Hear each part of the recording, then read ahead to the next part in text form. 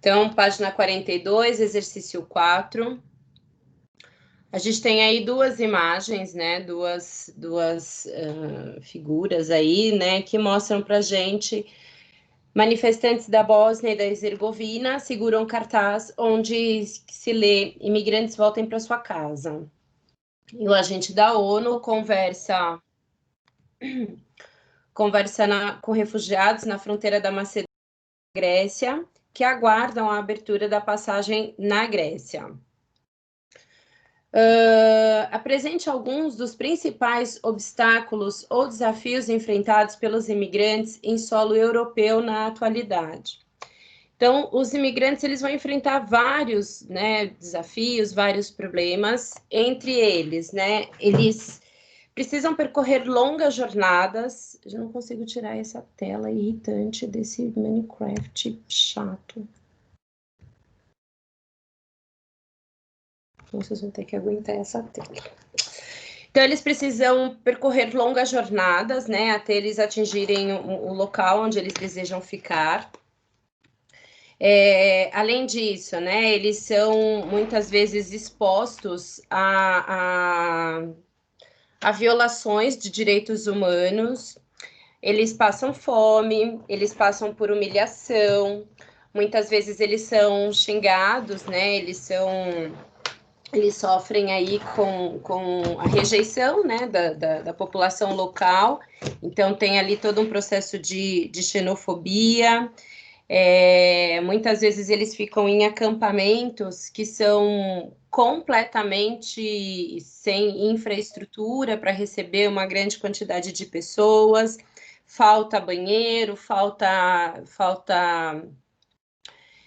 acomodação adequada para essas pessoas. Muitas vezes eles só recebem suprimentos, né, uma vez ao dia, então existe ali a insegurança, né, de não ter o que comer. Então eles passam por muitos problemas, muitas questões. E a apostila de vocês, ela coloca, inclusive, né, quando a gente vai fazendo algumas leituras, ela coloca que mesmo assim, para algumas pessoas, passar por tudo isso é melhor do que o que eles estavam passando nos seus países de origem.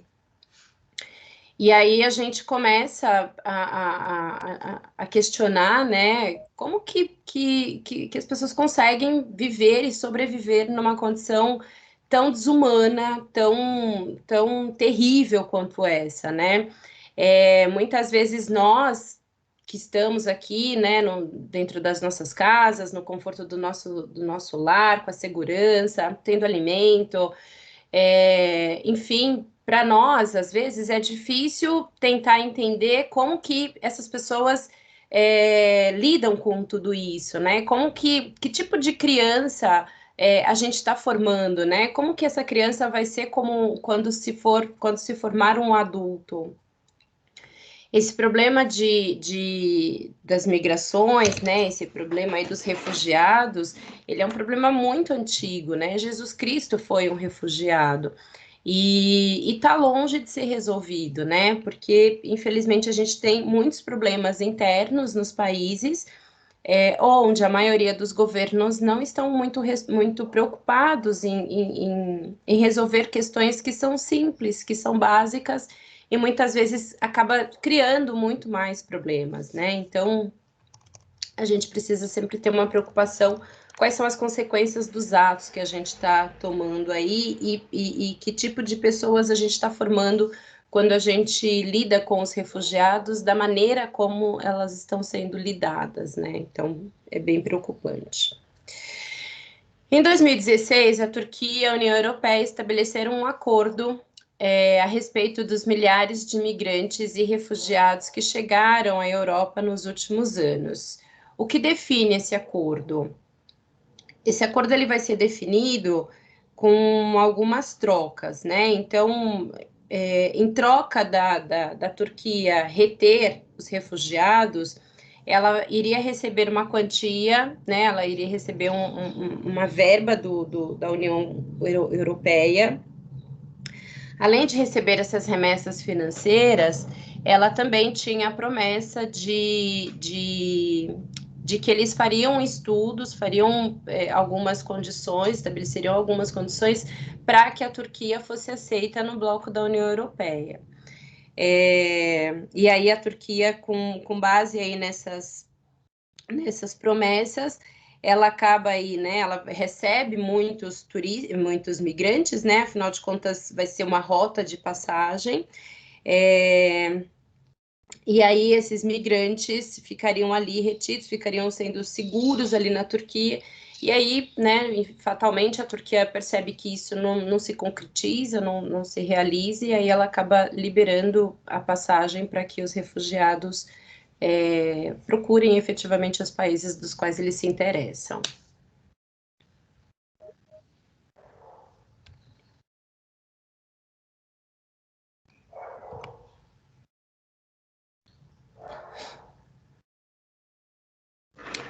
Bom, feito aí essas correções, terminada essa parte, a gente vai falar então sobre a Oceania. Muitas coisas que a gente já viu muitas coisas da Oceania e a gente só vai reforçar algumas delas. Então, a Oceania ela é considerada, por ter sido o último continente a ser explorado, né, a ser encontrado por James Cook, um explorador inglês que consegue, quando ele chega enfim, quando ele faz as navegações, ele percebe que a população das embarcações morriam, né? Ficavam doentes e morriam muito facilmente, né? Eles adquiriam uma doença e eles morriam muito rapidamente. E ele queria, né, fazer essa volta ao mundo e conhecer as terras que estavam disponíveis, né, em outras áreas. E ele chega no governo britânico e ele fala, olha, quero ir, quero explorar, quero conhecer. E aí o governo inglês fala, acho melhor não, porque a gente tem perdido muitos homens, né, com essa exploração, isso está gerando um prejuízo, não sei o quê. E aí James Cook foi e falou assim, olha, eu estou percebendo que muitos marinheiros marujos, marinheiros, sei lá o que, acabam morrendo porque eles não se alimentam direito, né, na viagem. E aí ele começa a fazer uma pesquisa e ele começa, por exemplo, a pegar várias frutas, né, e alimentos que contêm vitamina C, e ele começa a colocar essas frutas para secar, né, para que elas fiquem fáceis, né, para serem levadas para outros lugares sem que elas pereçam facilmente. E aí na viagem, essas pessoas começam, né, a comer essas laranja, enfim, frutas aí que contêm vitamina C, e ele consegue chegar nesse novíssimo continente, né, na Austrália, com um nível de perda, né, de vidas muito baixo, né, e isso foi considerado uma vitória, né? Foi considerado um fator bastante importante porque ele conseguiu esse feito. O fato é que quando James Cook e o seu grupo, né, de exploradores chegam na Nova Zelândia, chegam na Oceania, eles vão se deparar com um continente novo, né, com população bastante peculiar,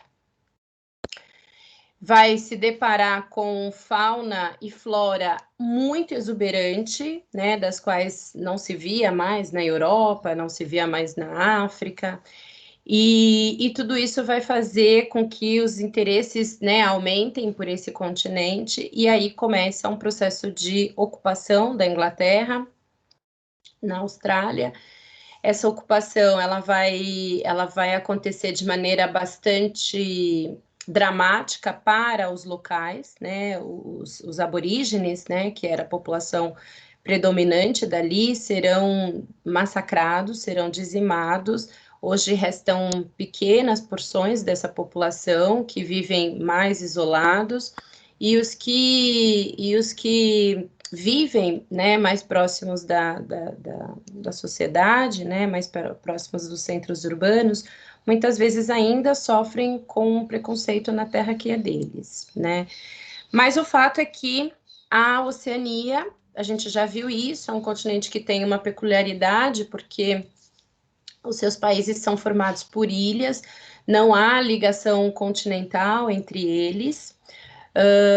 Quando a gente fala, né, desse novíssimo continente, é diverso em fauna, em flora, em aspectos culturais, riquíssimo em minérios, né, especialmente a Austrália, que é o maior território e que possui ali riquezas minerais enormes e imensas e que faz desse país aí um país desenvolvido, um país com uma qualidade de vida muito boa. Então vamos lá. Quando a gente fala da Oceania, né? Essa sociedade, então, elas foram colonizadas por países europeus. Muitos desses países ainda não têm autonomia política, eles ainda são considerados territórios ultramarinos, né, dos seus países colonizadores. Quando a gente pega, por exemplo, a Austrália, a Nova Zelândia, né, que foram países aí colônias da Inglaterra, esses países eles têm uma certa autonomia política, mas eles são subordinados ainda à monarquia do Reino Unido, né, a monarquia inglesa. Obviamente que essa monarquia ela tem um poder limitado, né, mas esses países eles vão fazer parte de um acordo chamado Commonwealth. Esse acordo ele proporciona para os países, né, que foram colônias da Inglaterra, assessoria jurídica, assessoria econômica, assessoria técnica em vários assuntos. Então, isso tudo faz com que esses países eles ainda mantenham um vínculo com a sua ex-colônia. Eles são Nova Zelândia e Austrália, eles têm um primeiro-ministro, que é esse sim, né? É a cabeça mais importante. Vocês devem ter visto que na Nova Zelândia, né, a primeira-ministra ela foi reeleita, uma mulher que administra muito bem aquele país. Deixa eu lembrar o nome dela aqui.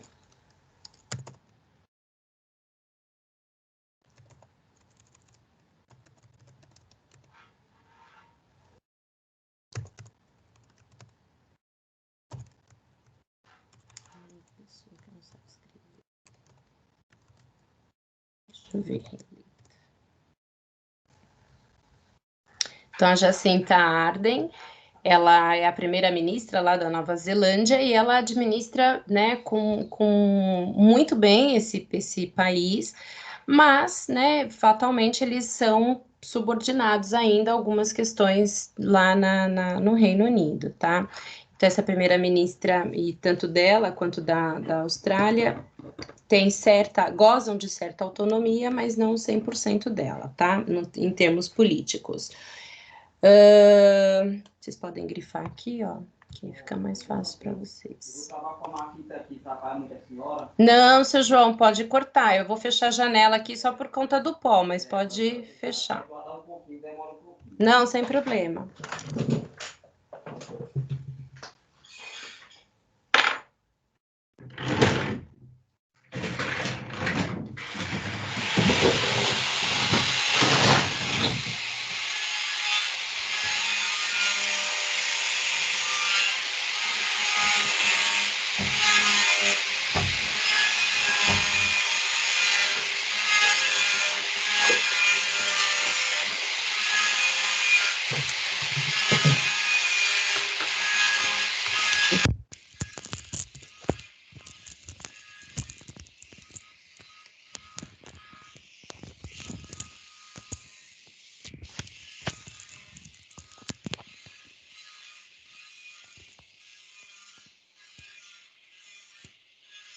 Pessoal, vocês conseguem me ouvir?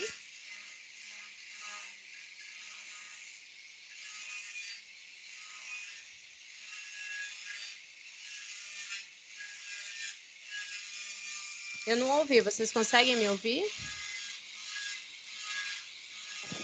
Sim. Sim.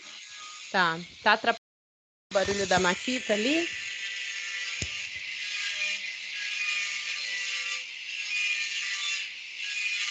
Não, dá pra te ouvir.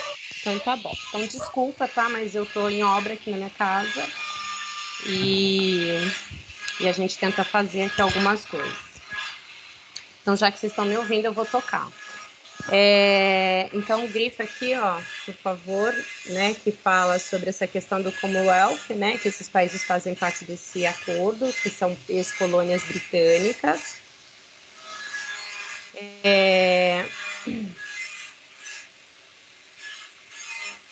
Então, na Oceania, a gente vai ter monarquias parlamentaristas e repúblicas, tanto presidencialistas quanto parlamentaristas. Nas monarquias atuais, por aqui, ó, o poder da rainha ele é bem limitado, o poder dos reis, né, ele é limitado, que dirige o país, que dirige o poder legislativo, o funcionamento do Estado e também as atribuições do monarca. A chefia do governo cabe ao primeiro-ministro, enquanto o chefe de Estado é o monarca, incumbindo só de representar o país em protocolos e cerimônias. Então, a gente tem aqui essa forma de governo e os países que seguem isso, tá? Aí a gente tem algumas repúblicas presidencialistas, onde esse presidente também vai ser chefe de Estado, principalmente em Palau, na Micronésia.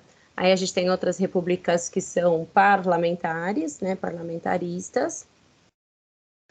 O presidente, ele atua só na condição de chefe de Estado, mas ele não tem todas as atribuições para eles designadas, tá? Então, aqui a gente vai...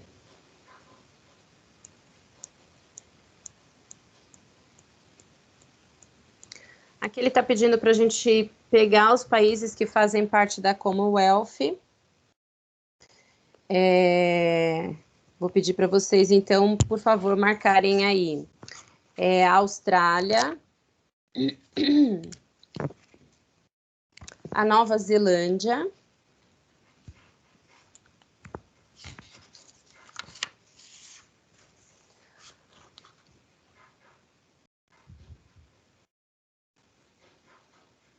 Nauru,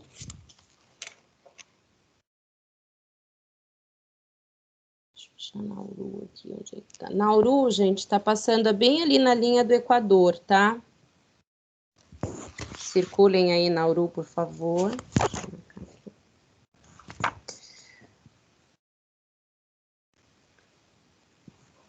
Tonga. Tonga está ali perto do Trópico de Capricórnio. Tonga está aqui. Samoa. Pode circular também, por favor, Samoa. Fiji. Está aí próximo de 180 graus. Papua Nova Guiné. Não, Papua Nova Guiné está aqui. Tuvalu. Está aqui, Tuvalu. Kiribati.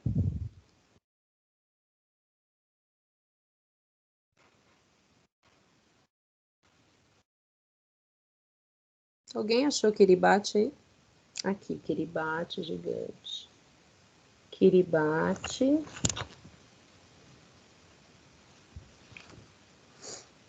E Vanuatu. Tá aqui.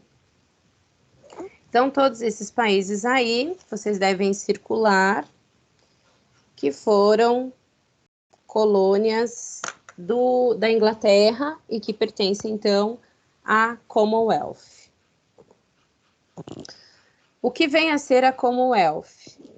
É uma associação ou organização intergovernamental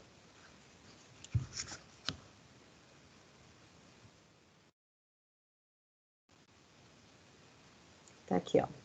De cooperação de valores e objetivos comuns. Predominantemente formada por ex-colônias do Reino Unido.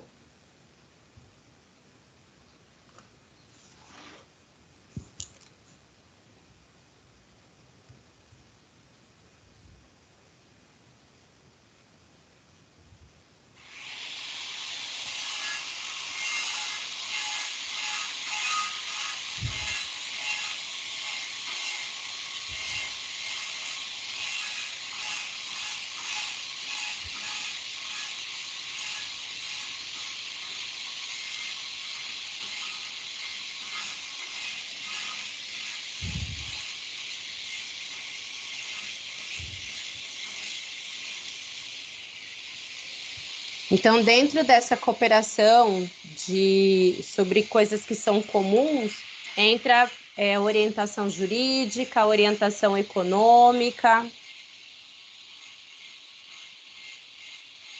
social.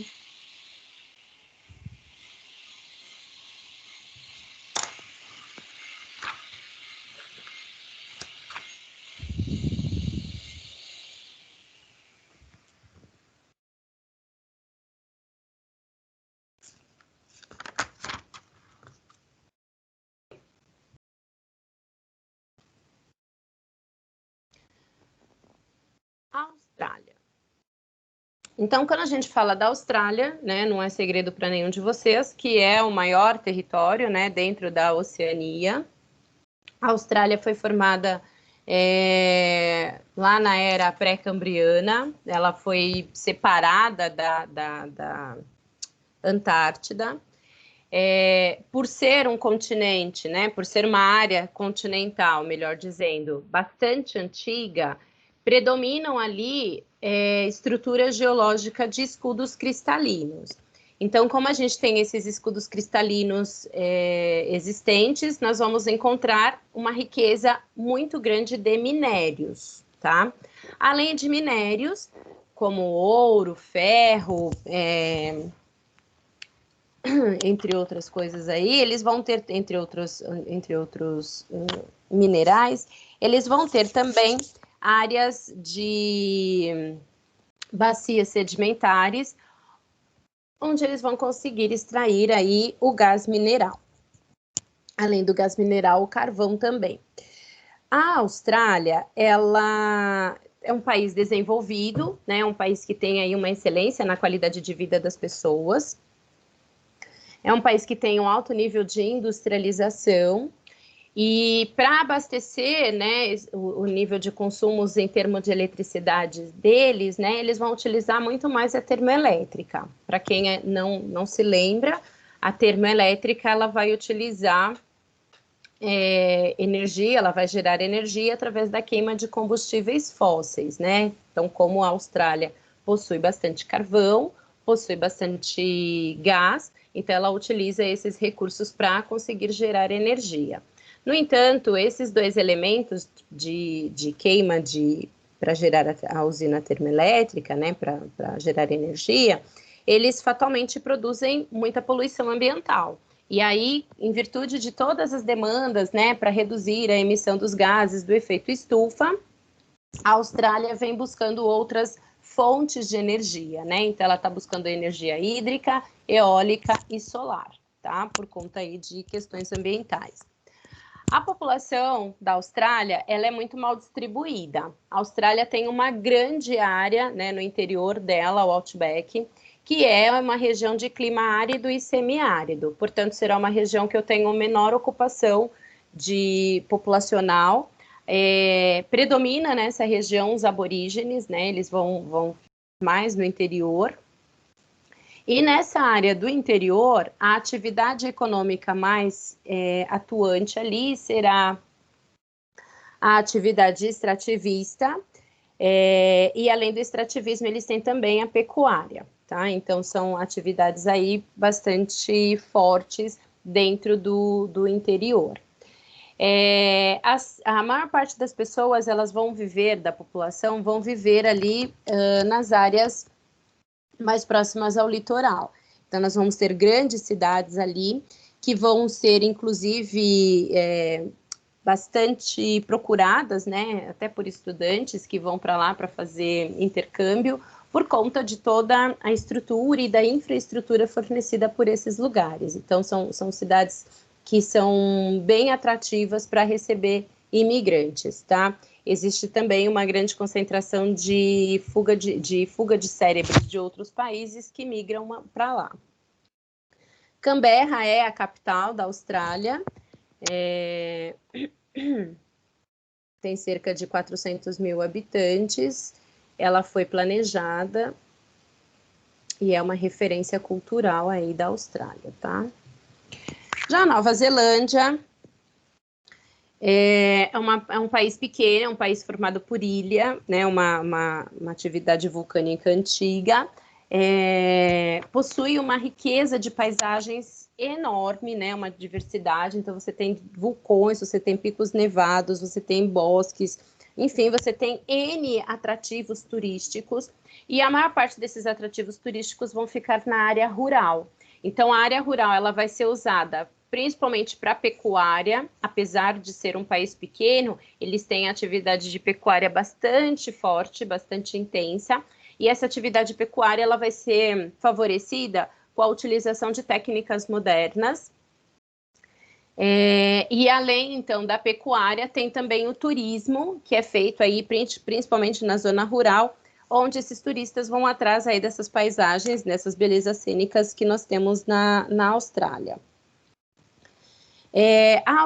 Olha só, a Nova Zelândia, desculpa. A Nova Zelândia, ela vai ser colocada aí numa lista de países que tem um dos maiores IDHs, né? Então, são lugares aí, é um país que tem lugares muito bem desenvolvidos, com uma excelente qualidade de vida, e inclusive eles fazem medições para verificar o nível de qualidade das pessoas em termos de felicidade.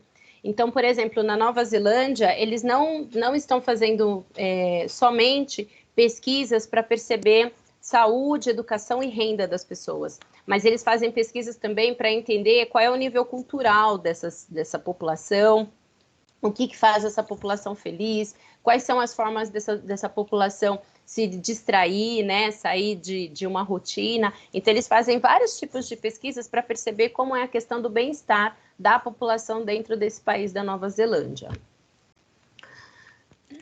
Então, além da Austrália, além da Nova Zelândia, a Oceania vai ser dividida em Melanésia, Micronésia e Polinésia. Quando a gente fala da Melanésia, né, da Micronésia e da Polinésia, nós estamos falando de uma concentração de ilhas, né, são países com pequena dimensão, mas que formam aí um arquipélago, tá? A Melanésia vai ter como país principal a Papua Nova Guiné. Quando a gente fala da Papua Nova Guiné, é um país que vai fazer divisa com outro continente, né? Então, ele vai fazer divisa com a Indonésia, que pertence à Ásia. Então, ele tem aí essa peculiaridade. Nessa Melanésia, existem várias ilhas, e essas ilhas, elas possuem uma diversidade, uma biodiversidade muito grande dentro da área territorial, quanto da parte marítima que cercam essas ilhas. Então, isso acaba fazendo com que seja um lugar bastante atrativo para a vinda de turistas. E algumas dessas áreas aí vão apresentar, inclusive, espécies que estão em extinção e que são encontradas apenas ali e, portanto, são classificadas pela Unesco como Patrimônio da Humanidade. Esses países, né, eles têm essa biodiversidade muito grande e que acaba atraindo muitos turistas, mas também tem a questão do extrativismo, especialmente o extrativismo do níquel. E a gente já viu, vocês já viram aí em outros momentos, que o extrativismo mineral, ele traz muitos problemas ambientais, né? Inclusive problemas que acabam aí gerando consequências, inclusive para a questão do turismo.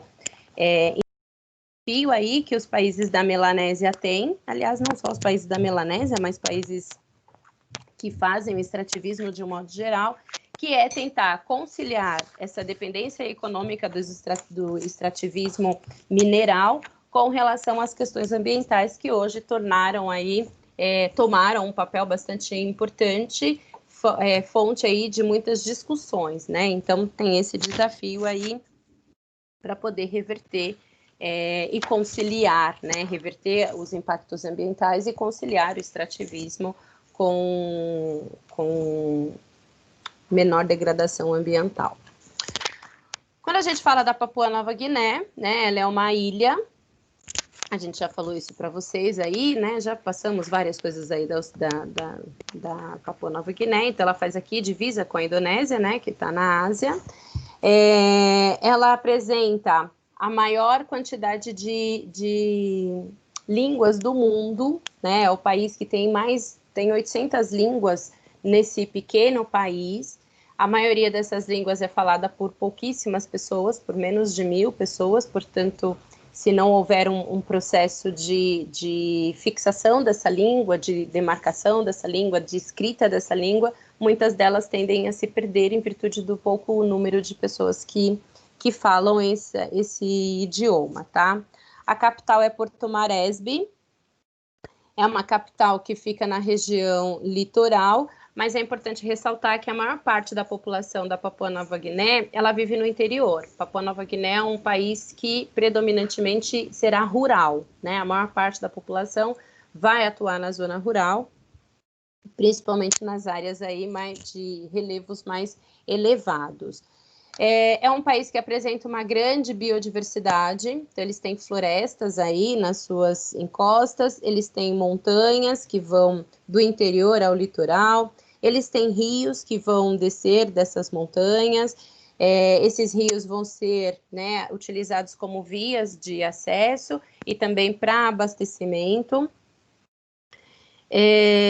A Papua Nova Guiné tem várias populações que ainda vivem de maneira muito arcaica, no sentido de serem ainda coletores, né? Então, eles são caçadores e coletores, então tem muitas pessoas que ainda dependem dessa forma de economia como subsistência.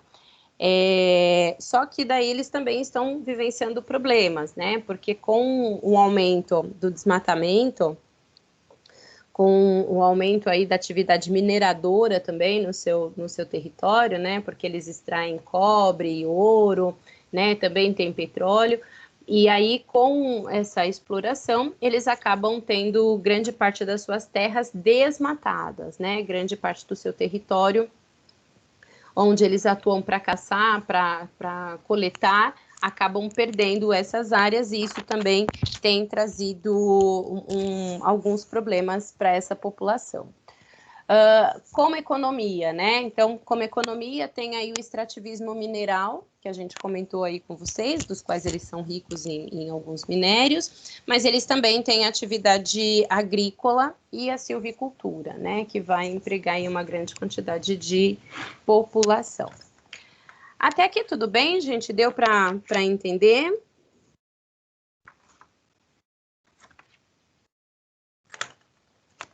Sim. Então, a gente vai fazer o seguinte, tá? Vou pedir para vocês pegarem um caderno de atividades de vocês, para a gente fazer algumas coisas aí nesses 10 minutinhos de aula que nós temos, tá bom? Então, eu vou pedir para vocês pegarem o caderno de atividades e a gente vai fazer simultaneamente a 11 e a 12.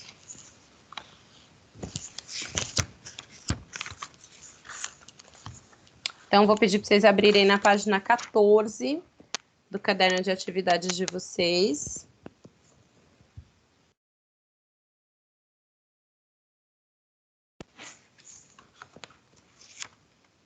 Deixa eu só ver se eu marquei aqui.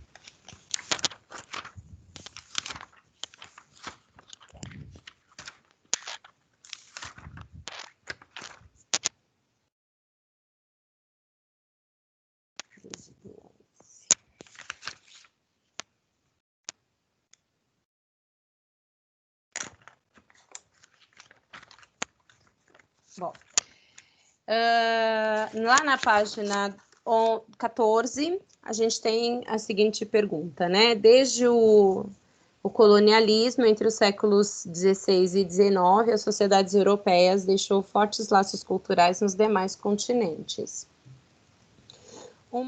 Uma das fortes influências e legados é o idioma.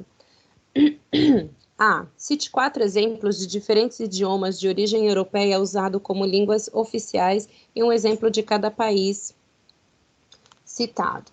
Então, aqui na América, por exemplo, a gente pode colocar o inglês, que é falado pelos Estados Unidos, também pelo Canadá. O espanhol.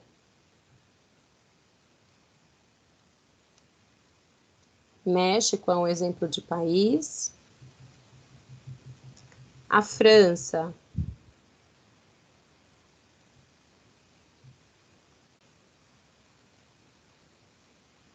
O Haiti, o próprio Canadá também, se vocês quiserem.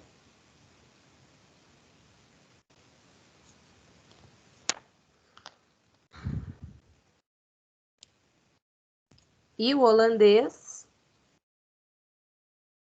que é falado aí em Suriname, em Aruba. E o português, né, também falado no Brasil.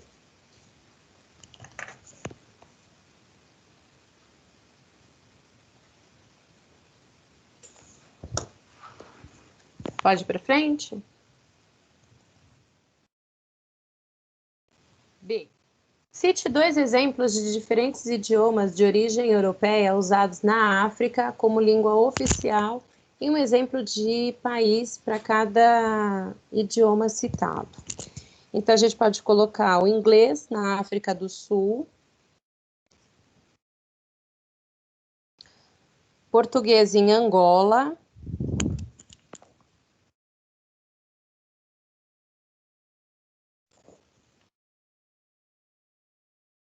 entre vários outros. C. Cite um exemplo de idioma de origem europeia usado como língua oficial na Oceania e um país em que essa língua é falada. Então, a gente pode, de novo, falar do inglês, que é falado na Austrália, na Nova Zelândia.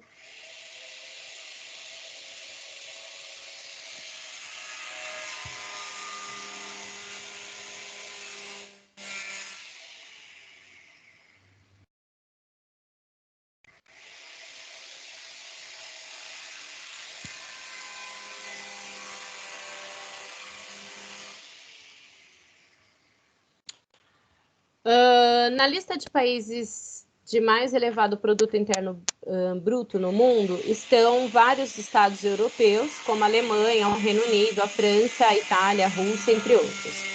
Esses mesmos países, a economia mais rica da Europa, são os primeiros do continente também nos critérios que definem o índice de desenvolvimento humano? Justifique. Não necessariamente, tá? Não é o fato do país ter o maior PIB que necessariamente ele terá o maior IDH. Então, a gente pode ter países aí que apresentam IDHs mais baixos que outros lugares e tem PIBs elevados. O Brasil é um caso, por exemplo, né? Mas ele está pedindo aí países da Europa. Então, a Noruega, a Suécia, a Irlanda, são países que apresentam um alto índice de DH, mas não necessariamente o maior PIB, tá bom?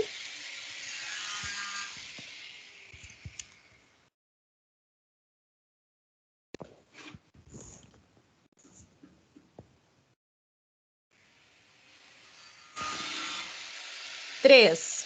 Valores reduzidos do coeficiente de Gini e elevados de IDH fazem dos países nórdicos ou escandinavos, então valores reduzidos de coeficiente de Gini, todos vocês se lembram que o coeficiente de Gini, ele mede o índice de desigualdade do país, tá?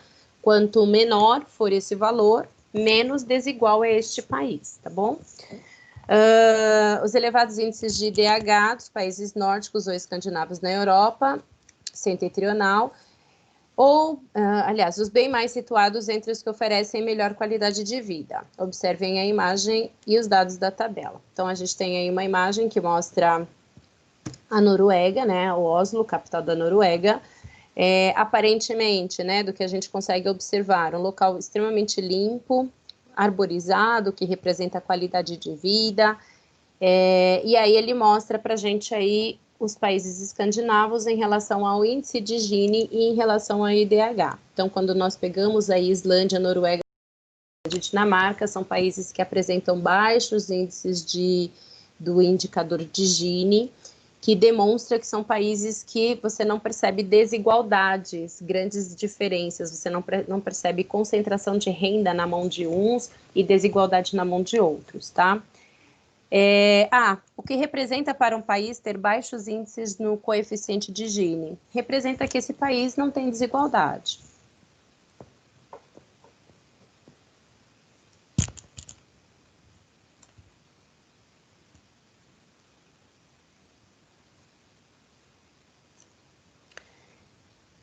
E o que significam os valores elevados de IDH? Significa que essas pessoas, elas têm alta qualidade em saúde, educação e têm boa renda.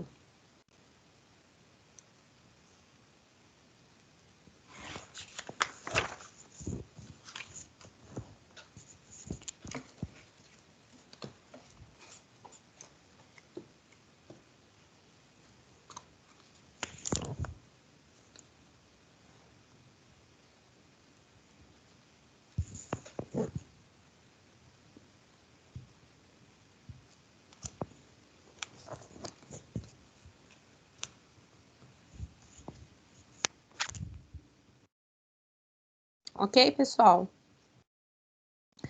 Então, nós fazemos assim, tá? Na próxima aula, a gente corrige algumas coisas no paralelo aí da Oceania. Continuamos a corrigir um pouco mais aí sobre a Europa. E a gente divide também para falar um pouco das questões teóricas desse continente da Oceania, tá bom? Então, eu paro por aqui. Agradeço a presença de vocês. Um beijo e a gente se encontra na próxima semana, tá? Tchau, nono ano. Fiquem com Deus. Tchau.